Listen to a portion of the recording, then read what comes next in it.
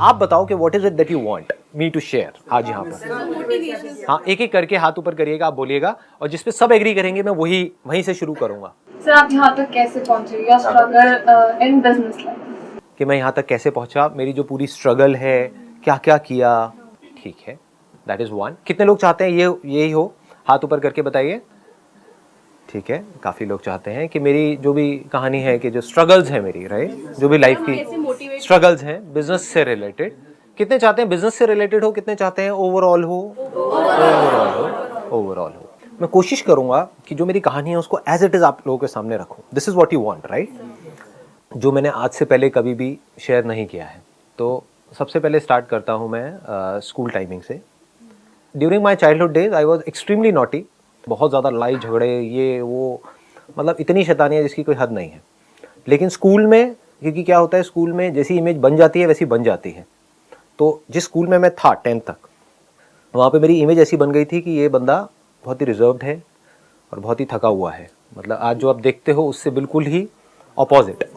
कोई फ्रेंड्स नहीं, ना कोई लड़का ना लड़की। एक आध कोई फ्रेंड होता था, वो भी किसी दिन अगर जैसे होता नहीं छुट्टी मार लेता है, या अगर वो मेरे से बात करना बंद कर देता था, किसी और से बात करना शुरू कर देता था, तो I used to feel insecure. अब मेरा क्या होगा? एक ही दोस्त है ले दे करके, अगर वो भी होता नहीं ग्रुप बनने लग जाते हैं, जैसे ही हमारे बीच में कोई तीसरा आता था हम दो लड़के ही थे वैसे, और कुछ भी गलत नहीं था वहां पर हाँ, लेकिन दोस्ती थी। जैसा होता है ना कि एक इनसिक्योरिटी होती है, कि मैं उस पर डिपेंड था पूरी तरीके से, कि अगर लंच ब्रेक में जाना है तो उसके साथ में जाना है, उसके साथ में हंसी मजाक। हमारी एक ट्यूनिंग थी कि मेरे जोक वो समझता था, उसके जोक मैं समझता था, ऐसे करके। मतलब हमारे कुछ कोड वर्ड्स होते थे जो हम एक दूसरे के समझते थे। जैसे बताऊं या नहीं ये बातें?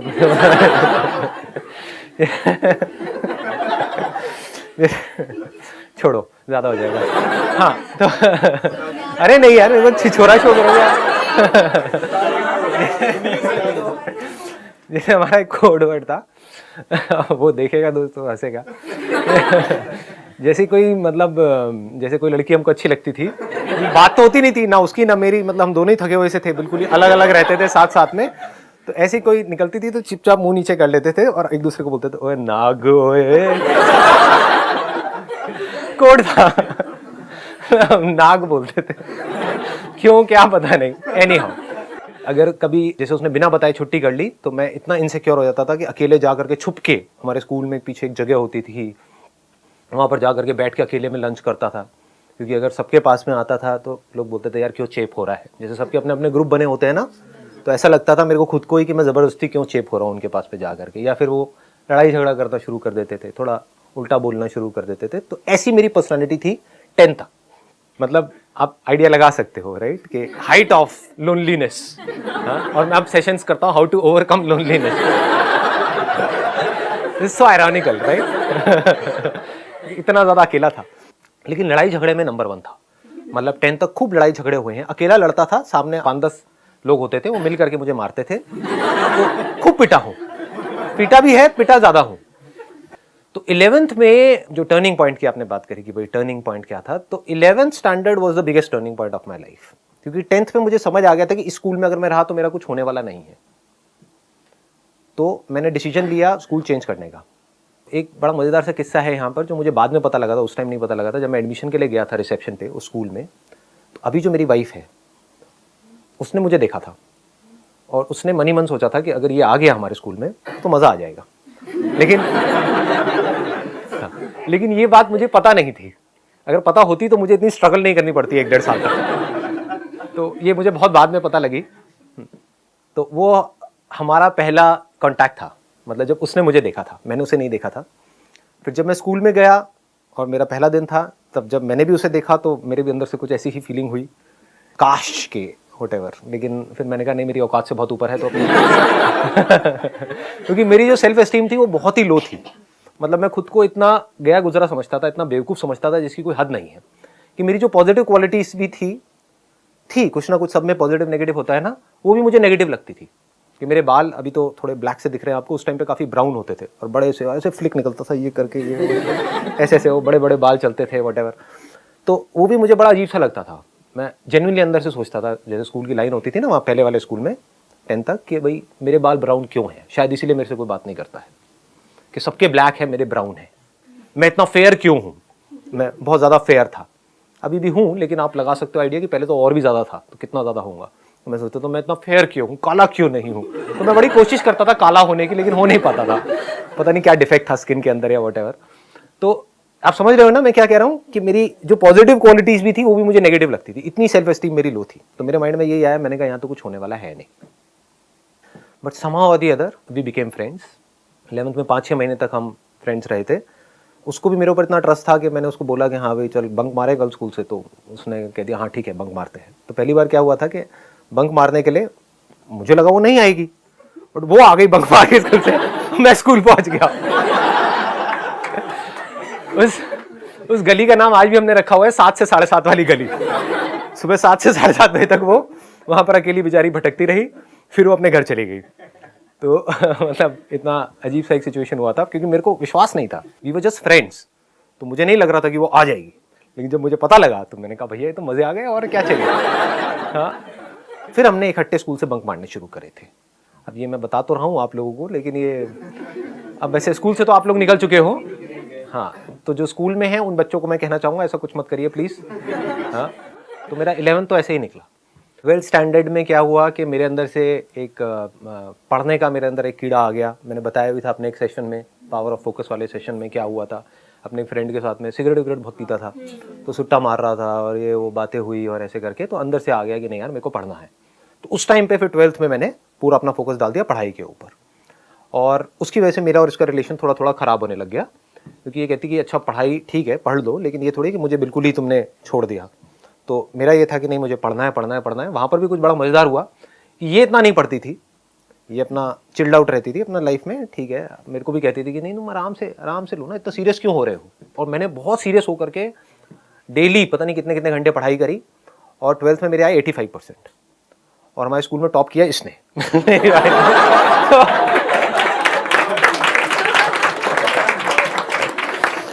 और तब भी मेरी बड़ी ईगो हर्ट हो गई थी। ये बड़ा अजीब सा कैरेक्टर था उस टाइम पे। मैंने कहा ये क्या हुआ है, तूने बताया भी नहीं कि तू इतना पढ़ रही है। और वो पढ़ाई में इतनी एक्स्ट्राऑर्डिनरी थी भी नहीं। मतलब 11th में क्या हुआ था, उसकी 2 सब्जेक्ट्स में कंपार्टमेंट आ गई थी। ऑल्दो पढ़ाई में अच्छी थी, लेकिन हमारा जो अफेयर था वो फैल गया था पूरे स्कूल में, प्रिंसिपल तक और यहाँ वहाँ। तो उन्होंने दिमाग लगाया, उनकी ये स्ट्रैटेजी थी हमारे स्कूल वालों की उधर की, कि जब भी ऐसा कुछ हो तो एक को बाहर कर दो स्कूल से, समझ गए। तो मेरे को बाहर करने की उनमें हिम्मत नहीं थी, क्योंकि मैंने एक बहुत बड़ा कांड किया था 11th स्टैंडर्ड में, तो वो पूरे स्कूल में सबको पता था। Do you want to know कि क्या कांड किया था? That was also turning point of my life, तो बता देता हूँ। उसमें क्या हुआ था कि मैं जिस स्कूल से आया था वहाँ पर इतने बड़े बच्चों को मारते नहीं थे, मतलब कि 10th 11th में नहीं मारते थे। हाँ, बचपन में तो बहुत मार खाई है, 4th 5th 6th में तो बहुत पिटाई होती थी, लेकिन 10th 11th 12th में मैंने वहाँ पर नहीं देखा था उस स्कूल में किसी को मारते हुए। लेकिन यहाँ पर नॉर्मल था कि आप 11th में हो 12th में हो, पिटाई होगी तो होगी, रोज होनी ही होनी है पिटाई। मतलब ऐसा स्कूल था ये, इतनी ज़्यादा यहाँ पे दहशत फैलाई हुई थी कुछ लोगों ने। उसमें से एक पीटी सर थे जो ये टिपिकल जो होते हैं। हाँ, तो अब क्या हुआ कि मेरे को आदत थी नहीं मार खाने की, क्योंकि बाहर भी मैंने बताया कि मेरे लड़ाई झगड़े बड़ी जल्दी हो जाते थे, ज़रा सा भी कुछ होता था तो मार पिटाई ये वो शुरू हो जाता था 1 मिनट के अंदर अंदर। तो यहाँ पे क्या हुआ, इनको पता नहीं था, इनको सर को, तो इनके भी अंदर कहीं ना कहीं आया होगा कि यार लड़का नया आया है, चलो इसको ठीक करते हैं, अपने सांचे में ढालते हैं।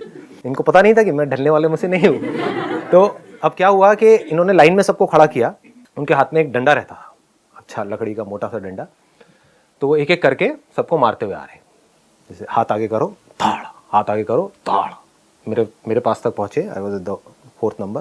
मैं कहा सर मारना मत प्लीज़, बात कर लो जो करनी है, मारना मत। मार वार खाने की मेरी आदत नहीं है, मतलब बचपन में बहुत पिटाई हुई है तो मेरे अंदर मैं बहुत भरा हुआ हूँ, अगर आपने मारा तो कुछ भी हो सकता है व्हाटएवर। तो उन्होंने कहा अच्छा तू धमकी दे रहा है मेरे को। तो उन्होंने लिया, बाकी सबके तो यहाँ मार रहे थे, मेरे डंडा लेकर के पीछे या पैर के पीछे काव्स के ऊपर खींच करके मारा। मतलब वो सूज गया था करीबन 10-15 दिन तक के लिए, तो अच्छे तरीके से मैं वहीं पे गिर गया, मतलब इतनी तेज पड़ा था कि मैं वहीं गिर गया। फिर मैं खड़ा हुआ, तो फिल्में देखी थी।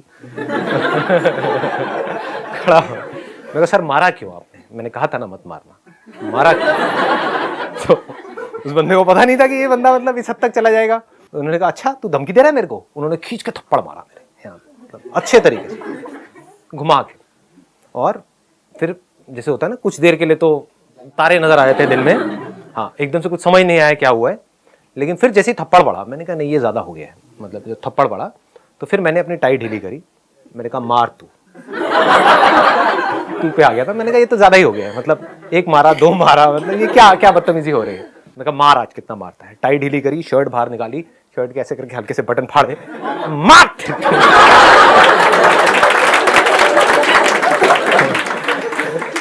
तो अभी मैं बहुत धीरे बोल रहा हूँ, बट आप इमेजिन कर सकते हैं मैंने कैसे बोला होगा स्कूल के ग्राउंड में। और भी जो स्टैंडर्ड के जैसे 12th के और थे लड़के लड़कियां, वो आ गए, एकदम से सारी भीड़ आ गई, मतलब सब लोग देख रहे हैं कि क्या हो रहा है।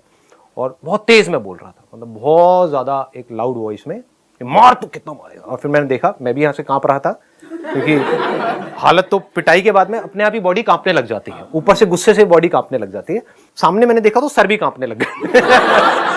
तो मेरा कॉन्फिडेंस और बढ़ गया, मार ना तो सोच क्या रहा है, देखता हूं आज कितना मार, निकाल अपनी पूरी भड़ास, ऐसे करके मतलब पूरा तगड़ा सीन क्रिएट हो गया। इतने में जो उसके जो सीनियर सर थे, पीटी सर 2 थे, वो आए मेरे पास में, कहते अरे संदीप रिलैक्स रिलैक्स रिलैक्स, पानी पियो। मैं कहा क्या पानी। और छोड़ा हो गया।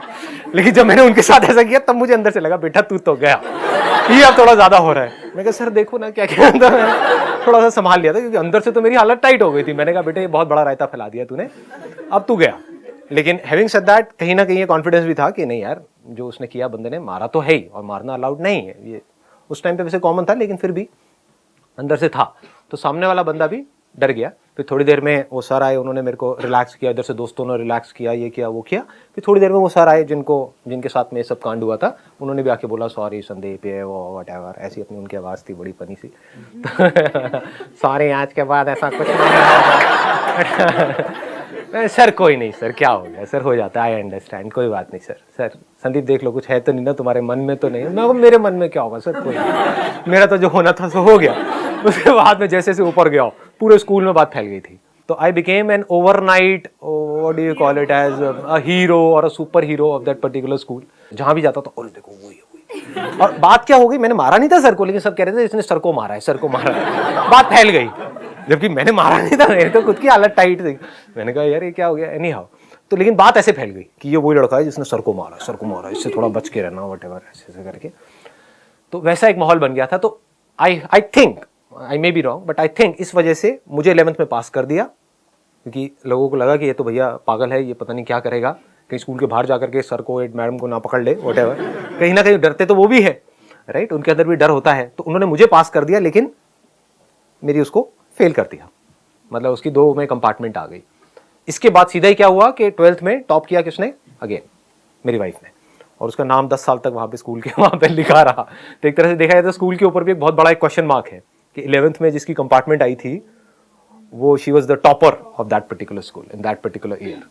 तो ये थी 12th तक की कहानी। अब 12th में क्या हुआ कि 9th-10th में ही मेरे घर की हालत ख़राब होनी शुरू हो गई थी फाइनेंशियल लेवल पे, और 11th-12th में तो बहुत ही ज़्यादा ख़राब थी। तो 12th में कहीं ना कहीं मेरे ऊपर एक प्रेशर भी था कि मेरे को जल्दी से जल्दी कुछ करना है, as far as making money is concerned. पैसा भी कमाना है और जल्दी से अपने आप को कुछ करना है, मतलब ये नहीं पता था क्या करना है क्या नहीं। तो 12th में जो मैंने पहला काम किया वो था कि 12th से निकलते ही मैंने एक हेल्पलाइन खोली थी। अब ये आप लोगों को पता नहीं होगा किसी को भी, क्योंकि मैंने इस सब के बारे में बात नहीं करी, और मैं कोशिश करूँगा वही पॉइंट्स यहाँ पर टच करने की जो किसी को पता नहीं है अभी, जो मैंने किया नहीं।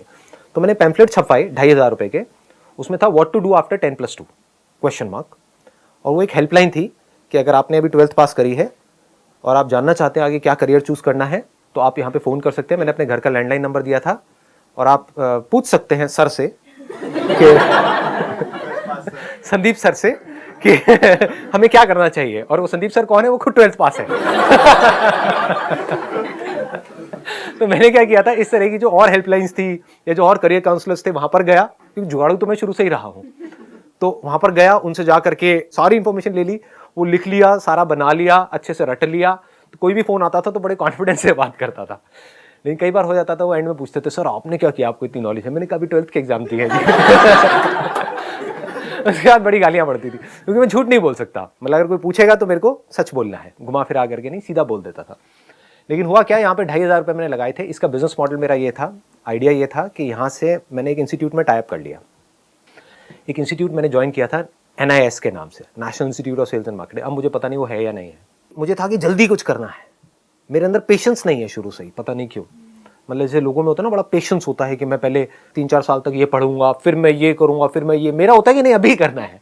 12th से निकला हूं, मेरे को ये नहीं था कि अब 3 साल करके फिर MBA करना है, मुझे था कि अभी करना है MBA। तो MBA के इक्विवेलेंट ऐसा क्या है जिसको अभी किया जा सकता है?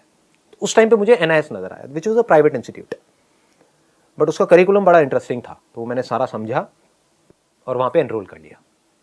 तो वहां पे जब मैंने एनरोल किया तो वैसे ही उन्होंने मेरे को आइडिया दिया कि अगर आप किसी को रेफर करते हो तो आपको 20% मिलेगा। तो वहां से हेल्पलाइन वाला आइडिया आया। बहुत सारे फोन आए, बहुत लोगों से बात करी, उसमें से फाइनली एक बंदे ने ज्वाइन कर लिया था। तो वहां से मुझे 4,500 रुपये मिले थे, क्योंकि उसने 6 महीने का ज्वाइन किया था।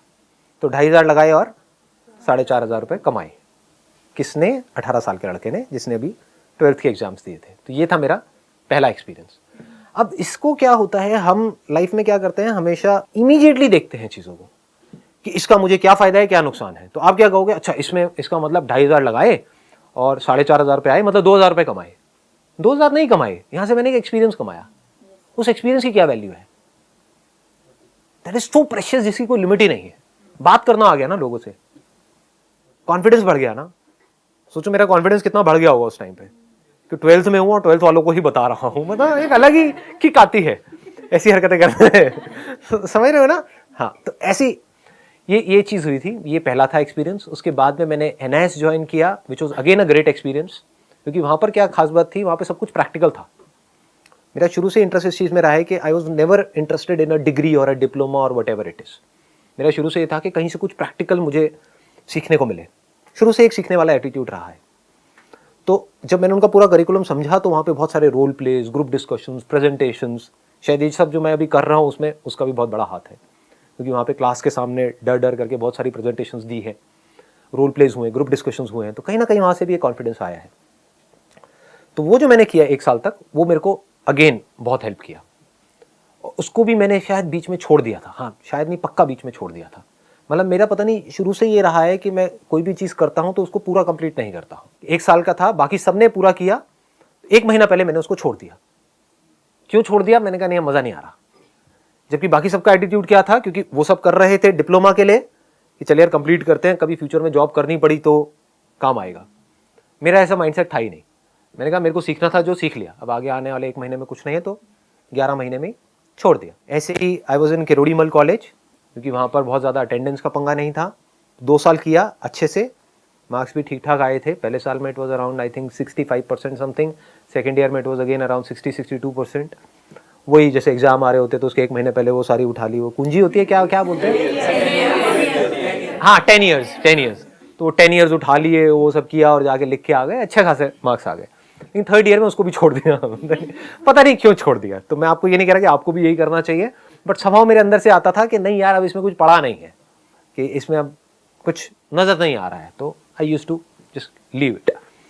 इसके अलावा मैं एक बार जॉब के लिए, मैं बस एक ही बार इंटरव्यू के लिए गया था अपने एक दोस्त के साथ में, वो भी मज़े में। वो जा रहा था तो मैंने कहा चल यार मैं भी चलता हूँ। एक दिल्ली गुड़गांव रोड के ऊपर एक रेडिसन होटल है, वहाँ पर उस टाइम पे कुछ कॉल सेंटर्स के लिए इंटरव्यूज़ चल रहे थे। उस टाइम पे नया नया ये BPO कॉल सेंटर्स ये नया नया शुरू हुआ था, अराउंड 20-21 ईयर्स बैक। तो मैं गया, वहाँ पे 5-6 राउंड थे और मैं शायद 3रे राउंड तक पहुँचा था, फिर बाहर हो गया, वट एवर। तो आई एम सो ग्लैड कि नहीं हुआ मेरा, नहीं तो पता नहीं मैं क्या कर रहा होता। क्योंकि क्या होता है कि एक बार आदमी अगर कंफर्ट जोन में चला जाए, एक बार अगर मेरे को लत लग जाती, एक 18-19 साल के लड़के को, क्योंकि बाकी मैंने अपने दोस्तों के साथ में होते हुए देखा है कि एक बार वहाँ से पैसा आने लग जाता है 10-15 हज़ार रुपये, तो फिर वहाँ से निकलना is almost next to impossible, क्योंकि एक रूटीन बन जाता है। तो ये मेरा पहला और आखिरी अटेम्प्ट था जॉब से रिलेटेड, गया और नहीं हुआ। इसके अलावा और कहीं से मुझे जॉब मिले ऐसा कोई रास्ता, मैंने ऐसा कोई दरवाज़ा खुला छोड़ा ही नहीं था। जब डिग्री नहीं, डिप्लोमा नहीं, तो 12वीं पास को कोई क्या नौकरी देगा। तो कहने का मतलब है दरवाजे सारे बंद हुए पड़े थे। 12th के बाद ही, जस्ट बाद में ही, मतलब कहने का है मैं बहुत कुछ एक साथ कर रहा था। 12th के जस्ट बाद में ही मैंने एक multi level marketing company join करी थी, और वहाँ पर मैंने बताया भी ऐसे एक्सपीरियंस के बारे में पहले, तो ज़्यादा डिटेल में नहीं बताऊंगा, शॉर्ट में बोल के आगे बढ़ जाऊंगा। वहाँ पर स्टेज पे देखा लोगों को बोलते हुए, प्रेजेंटेशंस देते हुए, तो कहीं ना कहीं शायद तभी से मेरे अंदर ये डिज़ायर आ गया था कि मुझे भी कभी कुछ ऐसा करना है। तो ये जो अभी हो रहा है उसमें कहीं ना कहीं वो भी सीड है। I used to sit in an audience of around say 300 people, 500, 1000 people, and used to see somebody talking about something on stage कि ये वो वट और प्लस पैसे के मामले में भी दिमाग वहाँ से खुल गया था। 20-21 साल के लड़कों से मैं मिल रहा था वहाँ पे, मतलब होता था ना, एक अपलाइन होती थी, डाउन लाइन होती थी, वट जिनको पता है मल्टी लेवल मार्केटिंग के बारे में, तो वो मिलवाते थे कि देखो ये तुम्हारे जैसा ही है। तो कहीं ना कहीं दिमाग में ये आ गया था कि मैं भी कर सकता हूँ।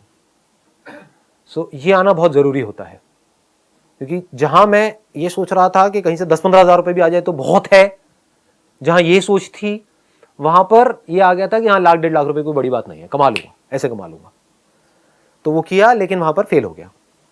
वहाँ पर एक बंदे को मैंने अपने साथ में ज्वाइन कराया था, उसके बाद में घर वालों ने इधर उधर बड़ी धजिया उड़ाई थी कि भाई वटेवर, क्योंकि बातें बड़ी बड़ी कर दी थी मैंने ऑलरेडी, और बहुत ज़्यादा बड़े लेवल पे करी थी, स्पेशली अपने रिलेटिव्स के साथ में।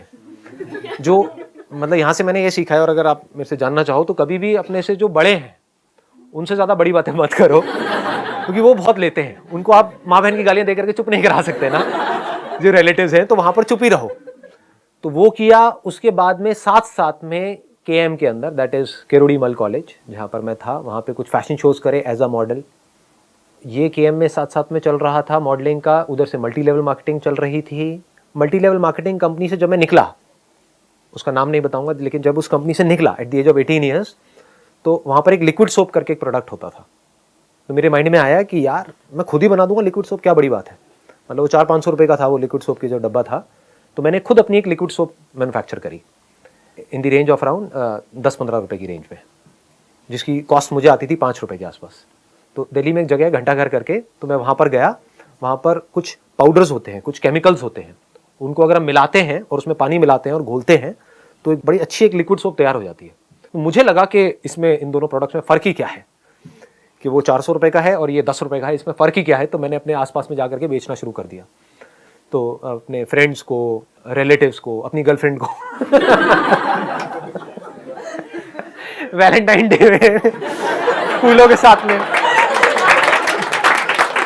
लिक्विड सोप बहुत काम आएगी आपकी, फर्श साफ करना इससे अपने घर का आप। तो कहने का मतलब that was a multipurpose liquid soap. ये मैंने इन्वेंट करी थी, ये जो लिक्विड सोप है उसके कुछ टेस्ट कराए देखने के लिए कि जो मैंने बनाई है लिक्विड सोप और वो जो 400 रुपये वाली उसमें क्या फ़र्क है, कुछ सर्टिफिकेशंस आएंगे वो। तो कहने का मतलब बड़ा डीपली इसके अंदर गया, बहुत कुछ किया, बहुत लोगों से मिला करा, लेकिन ये भी फेल हो गया, चला नहीं। इसमें भी मजाक खूब उड़ा, फ्रेंड्स में, रिलेटिव्स में, आ गया लिक्विड सोप वाला, आ गया लिक्विड सोप वाला आ गया तो लेकिन सीखने को बहुत कुछ मिला। मैंने कोई भी बड़े पंगे नहीं लिए लाइफ में। अगर आप ध्यान से मेरी लाइफ को ऑब्जर्व करोगे, बड़े पंगे इन द सेंस कि कोई भी ऐसा पंगा जहां पर के बहुत ज्यादा पैसा इन्वेस्ट कर दिया हो या एकदम से सड़क पे आ जाओ। धीरे धीरे छोटे छोटे पंगे। जो multi level marketing company join करी, वहां पे 4-5 हज़ार रुपये लगे थे, तो that was not a big risk. 2,500 रुपये में पैम्फलेट निकाले थे, व्हाट टू डू आफ्टर 10+2, तो वो भी कोई ज़्यादा मेजर नहीं था। लिक्विड सोप बनाई घंटा घर में जाकर के, इसमें भी कोई खास खर्चा नहीं, 500-700 रुपये लगे थे, प्लस बस में आना जाना 10-10 रुपये की टिकट, तो आप अगर लगाओ तो 1,000-1,500 रुपये उसमें लगे थे। तो कहने का मतलब छोटे छोटे पंगे लेता चला गया। हाँ, पढ़ाई के लिए क्योंकि मेरे को बहुत ज़्यादा अपनी तरफ अट्रैक्ट कर रहा था NIS का, तो वहाँ पे एक मेजर इन्वेस्टमेंट हुई थी जो मैंने घर वालों से पैसे लिए थे। दैट वाज अराउंड 50,000 जो वो कोर्स किया था, but that was worth it. मतलब वहाँ से जो सीखा प्रैक्टिकली, दैट इज़ अमेजिंग, जो मुझे आज पता है कि वो क्या है, उसकी जो वैल्यू है। एनीहाउ, फिर मैंने अपने एक दोस्त का पोर्टफोलियो देखा जो KM में मेरे साथ में था, वो भी एज अ मॉडल, उसने अपना कहीं से फोलियो बनवाया था। तो that was something very interesting. तो that's how I got into photography. और फिर फोटोग्राफी में मैंने शुरू में बहुत फ्री के शूट्स करे, अपने दोस्तों के, फ्रेंड्स के, इनके उनके, पकड़ के आजा भैया, तू भी आजा, तू भी आजा, तू भी आजा, तू भी आजा, बच्चा बड़ा बूढ़ा किसी को नहीं छोड़ा। मतलब जो भी मिल जाता था कि भाई मैं तैयार हूँ कराने के लिए, तो आज आप तू बस, और छोड़ता नहीं था उसको। मतलब ये नहीं कि अगर मैं फ्री में कर रहा हूँ तो बस उसका किया फटाफट से और छोड़ दिया, नहीं। मतलब अगर वो सुबह आया है मेरे पास में, जब तक वो रो नहीं पड़ेगा, मतलब जब तक शाम नहीं हो जाएगी, शाम भी क्या, रात नहीं हो जाएगी, शाम इज अ रॉन्ग वर्ड, रात नहीं हो जाएगी, क्योंकि शाम तक भी क्या होता था, हल्की हल्की लाइट आ रही होती थी। जैसे हमारे घर के पास में एक छोटा सा एक पार्क था, वहां पर एक फाउंटेन सा बना हुआ था जो चलता नहीं था, पूरा गंदा सा था। वो मेरी बड़ी अच्छी जगह थी क्योंकि वहां पे एक लाइट लगी हुई थी, तो वहां पे अंदर फाउंटेन में ले जाकर के बंदे को बिठा देता था, लाइट के पीछे से उसकी हल्की सी शक्ल, भयानक फोटोग्राफ्स, मतलब वो दिख रही होती थी, लेकिन तब तक भी थोड़ी थोड़ी फोटो आ रही होती थी, तो छोड़ता नहीं था उसको मैं। मतलब सुबह बुलाता था और शाम तक लगा रहता था। कहने का मतलब था I was too passionate about what I was doing photography, and I was making close to around 25,000-30,000 rupees in a month. मतलब नेट आप कह सकते हो 20-25 हज़ार रुपये यहाँ से फोटोग्राफी से कमा रहा था, इतना काम चल गया था। फिर उसके बाद में एक और मल्टी लेवल मार्केटिंग कंपनी आई, वो मेरा एक फ्रेंड आया, उसके साथ में मैं गया, कहीं ना कहीं कीड़ा तो था ही। वो थोड़ा और बड़े लेवल की थी, वो बंद हो गई थी, उसका नाम मैं ले सकता हूँ, जापान लाइफ नाम से थी। तो वो उस टाइम पे बहुत चलती थी, मतलब वहाँ पे ज्वाइनिंग जो थी दैट वाज अराउंड 70,000 रुपीज़ की ज्वाइनिंग, और वहाँ पे गेम भी बहुत बड़ा था, मतलब इट वाज लाइक बहुत बड़े लेवल पे थी वो जो कंपनी थी। तो फिर मेरे पास में इतने पैसे नहीं थे, तो उसमें से कुछ पैसा तो जो बंदा मेरे को ले करके गया था उसने डाले, कुछ मैंने अपना कैमरा बेचा, थोड़ा बहुत इधर उधर से पैसा लिया, ये लिया वो गया करके उस कंपनी के अंदर घुस गया। वहाँ पर 11 महीने के अंदर अंदर मैं एक ऐसे लेवल पे आ गया जिसको बोलते हैं डायरेक्ट डिस्ट्रीब्यूटर, मतलब डीडी एक लेवल होता है, वहाँ पे लेवल्स होते हैं। तो मेरा एक नेटवर्क बन गया था करीबन 125 लोगों का, and I was making close to around 1 से 1.25 लाख रुपए महीने का at the age of 20 years. लेकिन अंदर से आया कि नहीं अपनी खुद की कंपनी खोलनी मल्टी लेवल मार्केटिंग कंपनी, तो मैंने वहाँ से रिज़ाइन कर दिया। तो इस डिसीजन को सुन करके घर वाले थोड़ा घबरा भी गए थे। सबकी सजेशन यही थी कि इतनी आफत क्या है, 4-5 महीने बाद कर दियो रिज़ाइन, समझ रहे हो ना, कि मतलब इतना काम किया है तो 11 महीने में रिज़ाइन करने की क्या ज़रूरत है, मतलब you can wait for another 5-6 months, तो 6-7 लाख रुपए वहाँ से आ जाएगा, तो कुछ होगा पैसा, फिर रिज़ाइन कर दियो। मैं कहा नहीं, अब मेरे अंदर से आ रहा है कि मुझे तो अब यहाँ पर मज़ा नहीं आ रहा है, there is nothing more here, यहाँ पर जो मुझे नहीं लग रहा कि यहाँ पे कुछ और हो सकता है। तो वहाँ से रिज़ाइन किया और फिर अपनी एक मल्टी लेवल मार्केटिंग कंपनी खोली 3 लोगों के साथ पार्टनरशिप में। सेल वाइज देखा जाए तो बहुत सक्सेसफुल हुई वो कंपनी, लेकिन जब वो कंपनी बंद हुई तो मेरे हाथ में 1 रुपये भी नहीं आया, जो लगाया था वो भी गया, because of some differences in the partnership which I don't want to disclose here. उसके बाद में मैंने वहाँ से जब निकला तो मैंने अपनी बुक लिखी नेटवर्क मार्केटिंग के ऊपर, वो आपने देखा होगा सेमिनार के अंदर, उल्टी किताब, वो भी फ्लॉप हो गई, उसका भी कुछ नहीं हुआ। फिर वापस से मेरा एक बहुत पुराना एक फ्रेंड है, अपना कहीं से फोलियो बनवा करके लाया, तो उसका मैंने फोलियो देखा करा, तो वापस से याद आया कि अरे मैं तो फोटोग्राफर हूँ मैं बैठ करके दुखी क्यों हो रहा हूँ।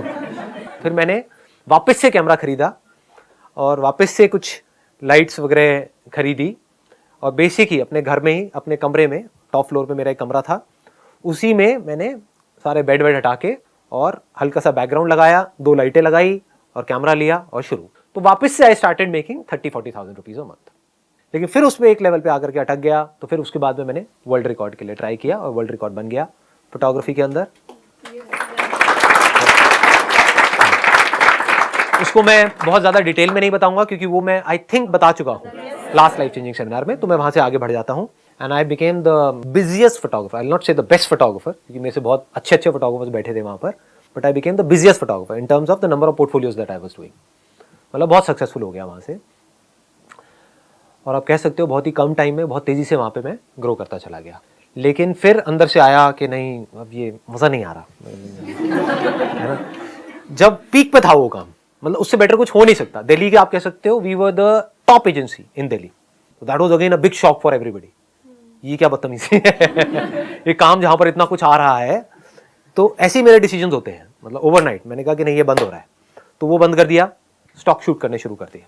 इमेजेस बाजार के ऊपर काम शुरू हो गया था in the year 2005। This was again a turning point of my life, क्योंकि अगर ये नहीं करता तो आज भी मैं फोलियो शूट कर रहा होता, जहाँ पे पैसा तो बहुत आ रहा होता लेकिन अंदर से सेटिस्फैक्शन जीरो होती लाइफ में। तो वहीं पे मैंने कॉल ले लिया कि आज के बाद हम मॉडल से 1 रुपये भी नहीं लेंगे, कोई पोर्टफोलियो नहीं होंगे हमारे यहाँ पे, कोई पैसा नहीं लेंगे, कुछ नहीं, स्टॉक शूट करेंगे। वो आइडिया कैसे आया था क्या था वो मैं पहले अपने सेशंस में बता चुका हूँ। फिर उसके ऊपर 2005 में काम शुरू हुआ, 2006 में लॉन्च हुई जो वेबसाइट है हमारी, and it was a big disaster. वो बुरी तरह से फेल हो गई, वहाँ पे कुछ नहीं हो रहा था कुछ महीनों तक, 6-7 महीने तक। क्यों? क्योंकि आईटी की मेरे को नॉलेज नहीं थी। फिर उसके बाद में मैंने खुद डीपली समझा सारा कि भाई ये क्या होता है, कैसे डेटाबेस डिज़ाइन होता है, कैसे क्वेरीज बनती हैं, क्या लैग्स हैं, क्या बग्स हैं, क्या है सॉफ्टवेयर में हार्डवेयर में, ये वो सारा समझा। साइट को पूरी तरह से रिवैम्प किया, साइट ठीक हुई, and then there was no looking back. वहाँ से फिर इमेजेस बाजार आगे बढ़ता ही चला गया and it became a huge success. We are the largest company in the world as far as Indian content is concern, Indian videos, Indian images. तो ये है अजीब व गरीब सी कहानी मेरी चलिए जी, wish you all the very best, thank you so much.